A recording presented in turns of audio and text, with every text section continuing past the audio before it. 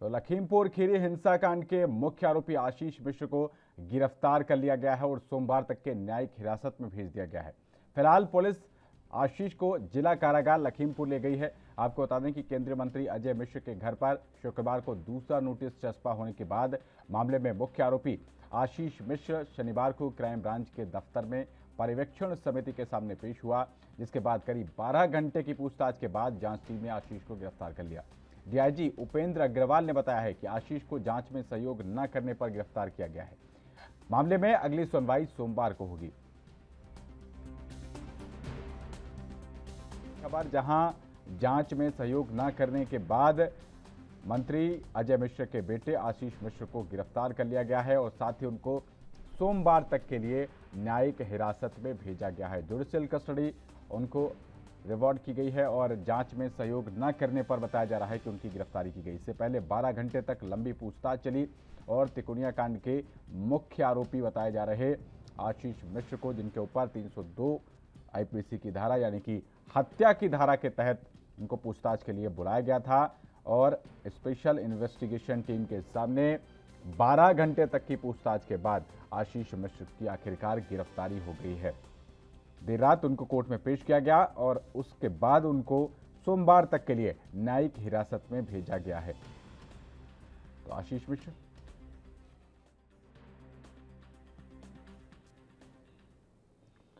तो इसी खबर पर ज्यादा जानकारी के साथ हमारे संवाददाता फारूक हुसैन जुड़ गए हैं। फारूक हुसैन, बहुत स्वागत।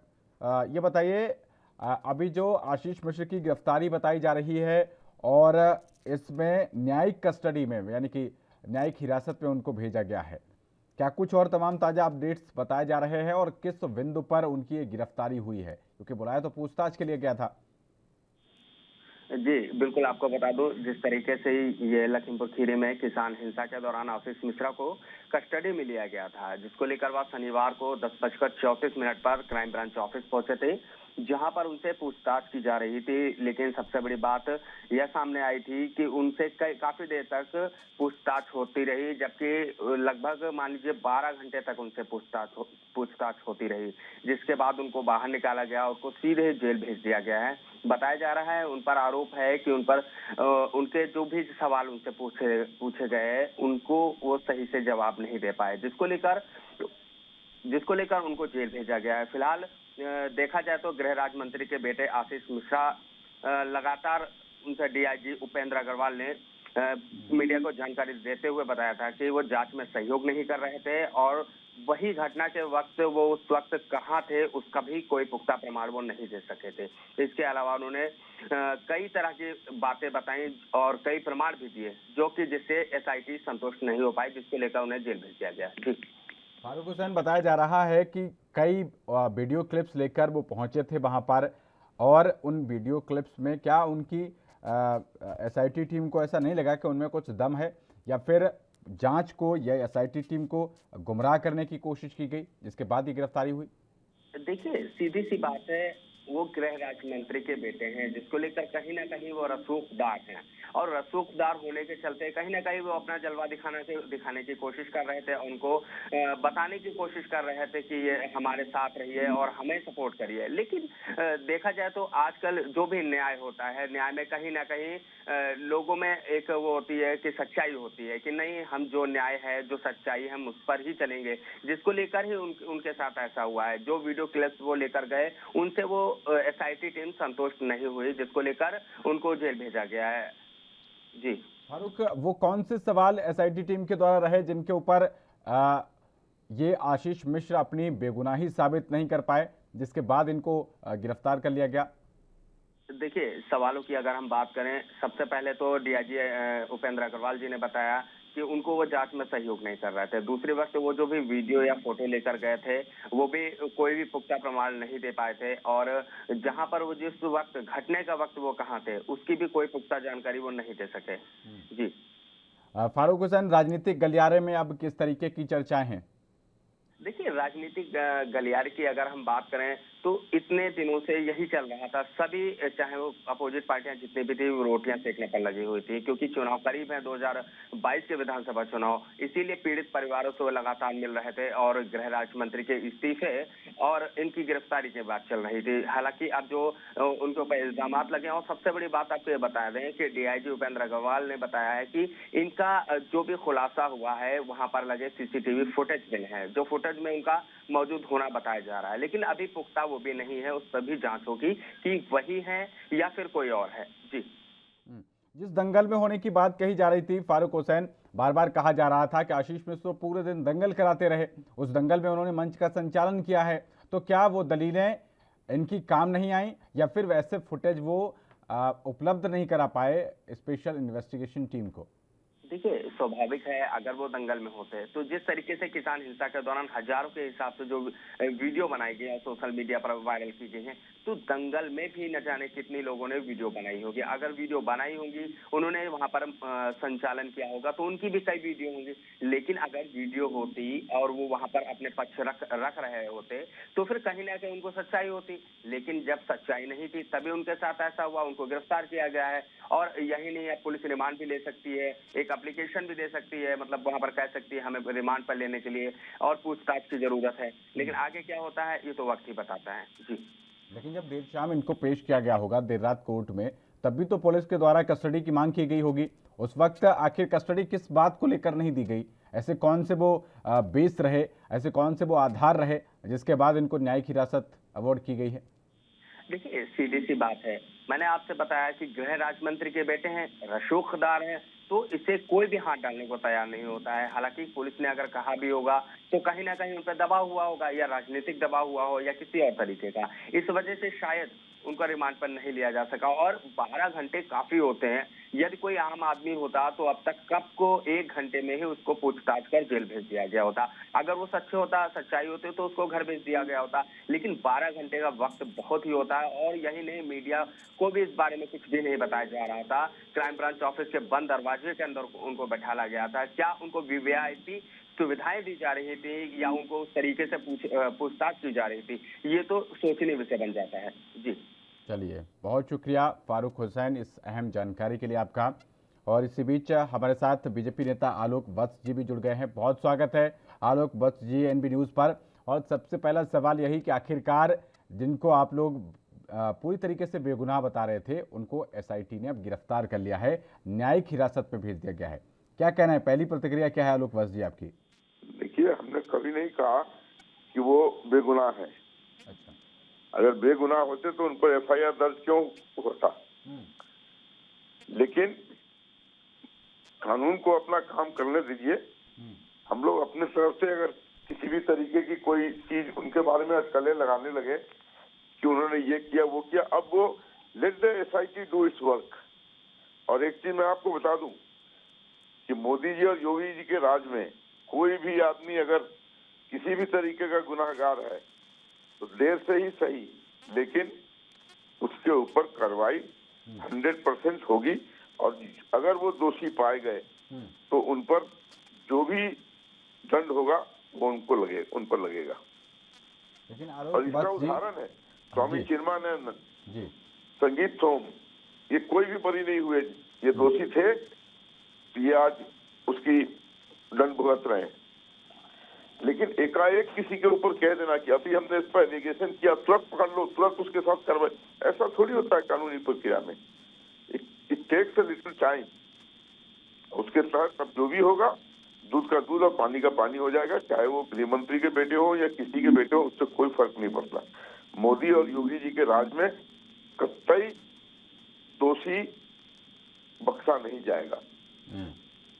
ठीक है। इसी बीच हमारे साथ कांग्रेस पार्टी से सीके ठाकुर जी जुड़ गए हैं। बहुत स्वागत है C K Thakur ji NB news पर। और आखिरकार आप जो डिमांड कर रहे थे वो पूरी हो गई है और आशीष मिश्र को गिरफ्तार कर लिया गया है, क्या प्रतिक्रिया है आपकी? एक प्रतिक्रिया ये अच्छी बात है, कानूनी पहल हुई। लेकिन जब तक केंद्रीय गृह राज्य मंत्री अजय मिश्रा जी इस्तीफा नहीं देते, जांच निष्पक्ष होना बहुत ही मुश्किल बात है। क्योंकि वो गृह मंत्री के बेटे हैं और गृह मंत्री के अंदर सारे पुलिस काम करती है। वहाँ की जितनी भी प्रक्रियाएं हैं वो बाधित होगा। इसलिए माननीय केंद्रीय गृह राज्य मंत्री को सबसे पहले इस्तीफा दे देना चाहिए। उसके बाद जांच हो तो ज्यादा निखर कर आएगा जांच का जो मंजर है वो। पहले आलोक वत्स जी वो कह रहे हैं कि केंद्रीय गृह राज्य मंत्री अजय मिश्र का इस्तीफा भी होना चाहिए। बीजेपी किस तरीके से देखती है, क्या उनका इस्तीफा होगा या फिर वो अपने रसूख के चलते जो आप तमाम आरोप लगाते हैं कि रसूखदार जो है वो जांच को डिरेल कर देते हैं? देखिए, ऐसा होता तो चिन्मयानंद जी भी एक समय गृह राज्य मंत्री थे, संगीत सोम भी एमएलए थे। आज कहाँ है वो? न्यायिक प्रक्रिया के तहत वो कहाँ है?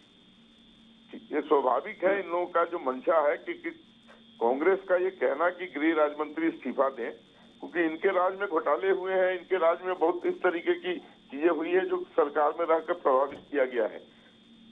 और अगर गृह राज्य मंत्री ने इस्तीफा भी दे दिया और बीजेपी की सरकार है, अगर उसकी मंशा है कि इसको दबा दिया जाए तो ये रोक पाएंगे क्या? ये सब कहना बेमानी है। आलोक भाई, मैं ये कहना चाह रहा हूँ कि जिस आपने देखा होगा कि जांच की प्रक्रिया चल रही थी, उसमें एक विधायक वर्मा जी वो स्कूटर से लेकर के जाते हैं, उसी स्कूटी को लेकर निकलते हैं। विधायक को वहां जाने आम लोग जाते हैं, साथ में चलता, लेकिन एक विधायक को भेज, ये तो प्रेशराइज करना हो पुलिस पर, भाई देखो विधायक ने छोड़ने आया, इसको देखो कुछ होना नहीं चाहिए। तो इसलिए मैं कह रहा हूँ कि बार बार वो और जो प्रेशर बनाना चाहता है, तो इसलिए गृह राज्य मंत्री के रहते हुए मुझे नहीं लगता है कि निष्पक्ष जांच हो पाएगी। इसलिए हम लोग का डिमांड है, यही कहेंगे कि गृह राज्य मंत्री जी को इस्तीफा देकर के इस जांच को निष्पक्ष कराना चाहिए। अब वो वीडियो बना करके देते हैं कि नहीं मैं निर्दोष हूँ, मैं अपने गांव में हूँ, अपने घर में, ये तो चलता है। लोग जो दोषी होते हैं बार बार कई तरह का हथगंडा अपनाते हैं, लेकिन ये गलत है। केंद्रीय गृह राज्य मंत्री यदि इस्तीफा नहीं देते हैं तो ये समझिए कि इस देश में एक एनार्की चल रहा है और इस देश में प्रजातंत्र से गला घोटा जा रहा है। जब जांच हो तो निष्पक्ष जांच के लिए दिक्कत क्या है? फिर बीजेपी की सरकार है, प्रधानमंत्री मोदी जी हैं, फिर चुन लेंगे, फिर उनको मंत्री बना देंगे, क्या दिक्कत है जांच के बाद? संगीत सोम के केस में क्यों नहीं गला घोटा गया? इसी केस में गला घोटा जाएगा, ये ऐसी आप क्यों मान रहे हैं? आप लोगों ने कहा था गिरफ्तारी हो, मैंने कहा था कि जरूर कानून अपना शिकंजा फैलाएगा, जो भी उचित होगा करेगा। उसके तहत हुई कि नहीं गिरफ्तारी? अगर गृह राज्य मंत्री के बेटे थे और इतने रसूखदार थे तो गिरफ्तार नहीं होते। गिरफ्तारी तो हुई, लेकिन अब जांच निष्पक्ष हो पाएगा ये कहना मुश्किल है, क्योंकि जिस स्कूटी से आशीष मिश्रा जाते हैं उसी स्कूटी से विधायक जी वापस लौटते हैं। तो कहने लोकल विधायक वहाँ के हैं, लोकल विधायक हैं, वहाँ के एमपी हैं। ये मैं कहना चाह रहा हूँ ये तो प्रशासन पे दबाव डालना हो गया, और कैसे प्रशासन निष्पक्ष से जांच कर पाएंगे? गृह राज्य मंत्री।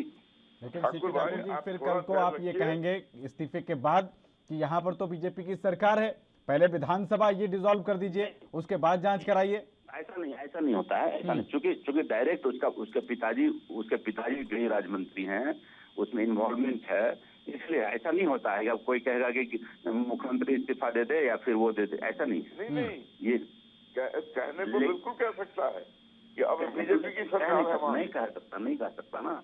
सीपी ठाकुर जी, विपक्ष की मांग तो हमेशा अनलिमिटेड ही रहती है। विपक्ष कब कहाँ संतुष्ट हो पाया है, चाहे वो विपक्ष में बीजेपी रही हो, समाजवादी पार्टी रही हो, आप रहे हो या कोई अन्य पार्टी रही हो, आप लोगों की मांगे तो विपक्ष तो एक ऐसा मंच हो जाता है जिसकी आकांक्षाएं बहुत ज्यादा जुड़ जाती हैं जनता के साथ। जनता के साथ विपक्ष के अलावा और कोई दिखाई नहीं देता है, वो चाहे विपक्ष में पार्टी कोई भी रही हो। तो अगर आप ये बात बार बार कह रहे हैं कि आशीष मिश्र की गिरफ्तारी के बाद जांच निष्पक्ष तरीके से नहीं हो पाएगी क्योंकि उनके पिताजी वो गृह राज्य मंत्री हैं, ये इस बात में काफी दम है, लेकिन विपक्ष ये नहीं कहेंगे कि अब बीजेपी की सरकार है, वो उस पर डिपेंड नहीं करता, लेकिन डायरेक्ट प्रभावित तो करता है, क्योंकि जहाँ फादर जो है। मैंने आपसे यही कहा ठाकुर जी कि अगर प्रभावित करता है तो चिन्मयानंद के केस में, संगीत सोम के केस में क्यों नहीं? लखीमपुर खंड के आरोपी आशीष मिश्रा को आखिरकार 12 घंटे की लंबी पूछताछ के बाद गिरफ्तार कर लिया गया है और इसी विषय पर चर्चा करने के लिए हमारे साथ बेहद ही खास दो मेहमान जुड़े हुए हैं। हमारे साथ कांग्रेस पार्टी से सीके ठाकुर जी और बीजेपी से आलोक वत्स जी लगातार बने हुए। आलोक वत्स जी, जो लगातार वो आरोप लगा रहे हैं आप पर कि उनके रहते हुए, अजय मिश्र जी के रहते हुए, क्योंकि वो केंद्रीय गृह राज्य मंत्री हैं, कोई भी जांच अधिकारी जाएगा एक प्रोटोकॉल के नाते पहले तो उनको सैल्यूट ठोकेगा और उसके बाद वो पूछताछ करेगा। आप बताइए, किसी व्यक्ति को पहले आते ही जो व्यक्ति सैल्यूट मारना पड़े, क्या वो उनसे कड़े प्रश्न कर पाएगा? देखिए, अगर वो इतने ही इन्फ्लुएंशियल होते तो एफआईआर दर्ज नहीं होती, गिरफ्तारी नहीं होती। भाई दोषी अगर वो हैं तो उनके पिताजी से उसका क्या लेना देना है? और उनके पिताजी उनके साथ बैठे रहेंगे हर वक्त, ये कहां से मान लिया आपने? हो सकता है उनको रिमांड पे ले ले, उस समय कहां उनके पिताजी रहेंगे? और सारे साक्ष्य जुटाए जा रहे हैं। आप देख लीजिएगा, थोड़े से वक्त में दूध का दूध और पानी का पानी हो जाएगा। अरे स्वामी चिन्मयानंद जी भी तो गृह राज्य मंत्री थे। वो सर पूर्व में रहे थे, जांच के दौरान जिस समय उन पर चार्ज लगा उस वक्त नहीं थे वो, उससे पहले रहते। अटल जी की सरकार, बहुत पहले की बात बता रहे हैं आप वो। नहीं, बीजेपी की सरकार थी ना, नरेंद्र मोदी जी प्राइम मिनिस्टर थे ना। उसमें कौन सा निर्दोष को न्याय मिल गया? बीजेपी की सरकार थी ना यूपी में, कहाँ इन्फ्लुएंस कर पाए? लेकिन अभी तक ये कहा जा रहा था कि आशीष मिश्र तो दंगल का संचालन कर रहे थे, उनके तमाम वीडियो रिकॉर्डिंग्स हैं, वो थे ही नहीं मौके पर। अब कुछ तो ऐसा लगा होगा ना एसआईटी को, तभी उनको गिरफ्तार किया। बताया तो ये जा रहा है कि करीब 2:30 बजे से और 3:30 बजे के बीच का जो 1 घंटे का समय है, उस वक्त की वो अपना साक्ष्य नहीं दे पाए कि वो कहाँ थे उस वक्त। ऐसा है, अगर वो दोषी पाए जाएंगे तो उनके साथ वही होगा जो एक दोषी के साथ होता है। लेट द एसआईटी इन्वेस्टिगेट, उसको टाइम तो दीजिए। पहले से ये कह देना कि पहले से इन्होंने कहा था उसकी गिरफ्तारी ही नहीं होगी, गिरफ्तार हो गए। अब कह रहे हैं कि कैसे मिश्रा जी को हटा दीजिए, कल कहेंगे बीजेपी की सरकार। सीके ठाकुर जी, आ रहा हूँ आपके पास, उनकी बात पूरी हो जाने दीजिए। एक एक करके बात कर रहे हैं, 2 ही मेहमान हैं, आराम से बात होगी। वापस लौट रहा हूँ आपके पास सीके ठाकुर जी। उसके बाद ये कहेंगे नरेंद्र मोदी जी सेंटर में है, उनको भी हट जाना चाहिए जब तक ये न्यायिक प्रक्रिया ना हो। ऐसे थोड़ी होता है जी। अब कानून अपना काम कर रही है, उसको अपना काम करने दीजिए और भरोसा रखिए कि हम लोग कोई भी गलत काम नहीं करेंगे। अगर उनको हटाया जाया होगा तो वो भी हटाए जाएंगे, लेकिन पहले कुछ इन्वेस्टिगेशन में बाहर तो आने दीजिए कि हाँ जी ये चीजें बाहर निकल के आ रही हैं। अभी तो एक शक की बिना पर गिरफ्तार हुए हैं। ठीक है सीके ठाकुर जी, उस हिंसा में 3 अन्य लोगों की भी मौत हुई है जो बीजेपी से जुड़े हुए बताए जा रहे हैं। आपके द्वारा एक बार भी ये आवाज बुलंदी के साथ उठती हुई नहीं देखी गई कि उनके दोषियों के ऊपर भी कार्रवाई की जाए। क्या पीड़ित को न्याय भी पार्टी देकर मिलेगा? क्या कांग्रेस पार्टी अगर बीजेपी का पीड़ित पक्ष है उसके लिए आवाज नहीं उठाएगी? उसमें भी राजनीति होगी? नहीं, निश्चित रूप से हम अपनी पूरी संवेदना पेश करते हैं उनके लिए भी जो उसमें बीजेपी के लोग हैं या जो भी मरे। लेकिन देखा जाए तो इसका जड़ में दोषी कौन है? आप देखे होंगे कि मास्टरमाइंड का हमेशा जो है वो मेन एक्यूज होता है। तो मास्टरमाइंड कौन है, किसने इस घटना को अंजाम दिया, उस पर भी कार्रवाई होनी चाहिए। जो बीजेपी के कार्यकर्ता हो या जो अन्य निर्दोष पत्रकार साथी थे हमारे, वो उन लोगों को उनकी मौत हुई तो उसमें उनका भी सजा होना चाहिए। उसको भी दूसरे दोषी को भी करना चाहिए जिसने उसको मारा। लेकिन मेन एक्यूज कौन होता है, इस घटना का अंजाम देने का जो चक्रव्यूह किसने रचा, उसको वो मेन दोषी होता है। तो ठीक है, हर किसी को सजा जिसका जितना सजा मिलना चाहिए। मैं इसका ये नहीं पक्ष ले रहा हूँ कि बीजेपी के कार्यकर्ता मारे गए। पूरी संवेदना है उनके पत्नियों के माता पिता के साथ कि ये बहुत बड़ी घटना हुई, दुख की बात है। लेकिन मास्टरमाइंड कौन है, किसने इस घटना को अंजाम दिया, किसने इसकी व्यूह रचना रची, तो ये सब देखने का चीज है। कानून इसका करेगी, लेकिन तब तक प्रभावित रहेगा जब तक कि देखिए डायरेक्ट है, गृह राज्य मंत्री जी के बेटे हैं। पुलिस को एक बार सोचना पड़ता है, जब भी वो कार्रवाई पर जाएंगे तो पता नहीं गृह राज्य मंत्री मेरे साथ क्या करेंगे, मेरे बाल बच्चे के साथ क्या कर देंगे, मेरी नौकरी के साथ क्या करेंगे, ये तो होता है। तो इसके प्रभावित रहते हैं। जब वो गृह राज्य मंत्री वहां डायरेक्ट इन्वॉल्व नहीं होंगे तो न्याय करने में उसको मजा आएगा। अब ये ऐसा नहीं है कि कल हम कहेंगे कि अब बीजेपी की सरकार है तो दोषी हो जाएंगे या बीजेपी की सरकार इस्तीफा दे, ऐसा नहीं है। लेकिन ये तो डायरेक्ट उस पर इम्पैक्ट पड़ता है। इसलिए केंद्रीय गृह राज्य मंत्री अजय मिश्रा जी को निश्चित रूप से इस्तीफा देना। और मुझे नहीं लगता है कि ये तो बीजेपी की सरकार है, मोदी जी प्रधानमंत्री, उन्होंने ही उनका मनोनयन किया, मंत्री वो बने, तो मंत्री बने तो उसके लिए क्या दिक्कत है, फिर से बना देंगे, फैसला हो जाएगा फिर बना देंगे। सरकार उनकी, बागडोर उनके हाथ में कुछ है। इसलिए मुझे लगता है कि हम यही मांग करेंगे कि माननीय केंद्रीय मंत्री अजय मिश्रा जी को इस्तीफा दे करके निष्पक्ष जांच करा करके पुनः अपने पद पे फिर मोदी जी के साथ आ जाएं, कोई दिक्कत नहीं है। लेकिन सीके ठाकुर जी, इसके बाद क्या गारंटी है कि आप, अगर जो न्याय है वो बीजेपी के पक्ष में चला गया, तो आप ये नहीं कहेंगे कि न्यायपालिका भी मिली हुई है, जैसा कि आपने रंजन गोगोई वाले मैटर में किया कि उनको राज्यसभा का सदस्य बना दिया गया। तो आप लोगों ने और विपक्ष की तमाम पार्टियों ने कहा कि अयोध्या का फैसला तो बीजेपी के द्वारा प्रायोजित था। जी देखिए, ये तो आप खुद समझते हैं, ये लोकतंत्र में बारंबार कोई भी सरकार हो, कहीं न कहीं अन्याय तो होता है, न्याय के पक्ष में आ जाता है, वो तो होता है। लेकिन तत्काल हो सकता है कि वो जो लोग मारे गए हैं उसके पक्ष में जो फैसला आएगा तो एक मार्केट फैसला है, ये नहीं कह सकते आप। लेकिन इस लोकतंत्र के युग में अभी देखिए, मैं उस दिन कह रहा था कि प्रधानमंत्री जी या बीजेपी की सरकार जो चल रही है, यह जीएसटी के मामले में कल या परसों मेरी बात हो रही थी आपके चैनल से कि यहाँ जो पेट्रोल का कीमत दाम बढ़ा, काफी बढ़ गया। पर ये तो था कि मोदी जी क्या कर रहे थे कि इनको कई तरह से बैलेंस करना पड़ता है इकोनॉमी को। ये केवल डायरेक्ट पेट्रोल का दाम पेट्रोल पे लगा देते हैं, जनता पर डायरेक्ट हिट कर देते हैं, ये नहीं होना चाहिए था। आपको अन्य तरीके थे। मैं यही बात कह रहा था कि न्याय में वैसा ही है। न्यायालय में आप एक जज तो होते नहीं हैं, कई जज होते हैं। तो फैसला किनके पक्ष में आएगा? तो जो न्याय चाहते हैं, जो निर्दोष है, उस निर्दोष के पक्ष में फैसला आएगा। दोषी जो है, दोषी करार दिए जाएंगे, ऐसा भी होता है।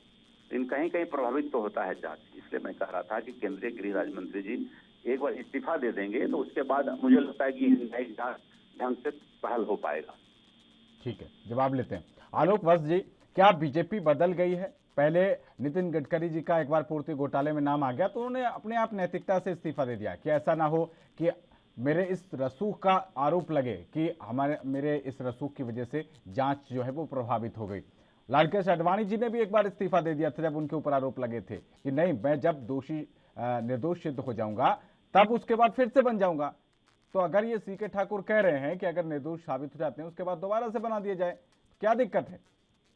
देखिए, ये आदमी के जो भी नेता है उनको खुद को इस बात को संज्ञान में लेना चाहिए कि मेरे कारण इस तरीके की छवि बन रही है तो मुझे इस्तीफा देना चाहिए। ये उनका अपना डिसीजन होना चाहिए। गडकरी जी और आडवाणी जी ने जो किया ये उनका अपना डिसीजन था। पार्टी ने उनको नहीं कहा कि आप रिजाइन कर दो। ये तो इनको स्वयं संज्ञान में लेना चाहिए कि हाँ भाई, मेरे कारण इस तरीके का है तो मैं रिजाइन करता हूँ। मैन टू मैन ये डिफर करता है कि उसकी क्या प्रायोरिटीज होती हैं। अगर इनको ऐसा लगता है तो इनको ये डिजाइन कर देना चाहिए, लेकिन ये तो इनको स्वयं सोचना पड़ेगा। पार्टी कहाँ से निर्देश देगी? नहीं, पार्टी की नजर में ये दोषी तो है नहीं और न कानून की नजर में दोषी है। लेकिन इतना भरोसा रखिए कि योगी जी के राज में और नरेंद्र मोदी जी के राज में कतई दोषी को बख्शा नहीं जाएगा, चाहे वो किसी लेवल का आदमी हो। आलोक वत्स जी, सवाल ये भी उठ रहे हैं कि आपकी पार्टी से जुड़े हुए जो कार्यकर्ता जो पीड़ित हैं उनके लिए आपकी तरफ से क्या किया जा रहा है? जो मुआवजा हमने दिया है वो हमने सबके लिए दिया है, सिर्फ किसानों के लिए नहीं दिया है। और जो बेस्ट से बेस्ट हो सकता था वो किया गया है। उनको मुआवजा भी अनाउंस किया गया, उसके बाद उनको एक एक नौकरी भी आश्रितों को देने का वादा किया गया है। लेकिन अभी ये प्रक्रिया में तो निकल के आए कि उनको मारा किसने। चलिए, बहुत शुक्रिया सीके ठाकुर जी और आलोक वत्स जी एनबी न्यूज पर इस चर्चा में शामिल होने के लिए।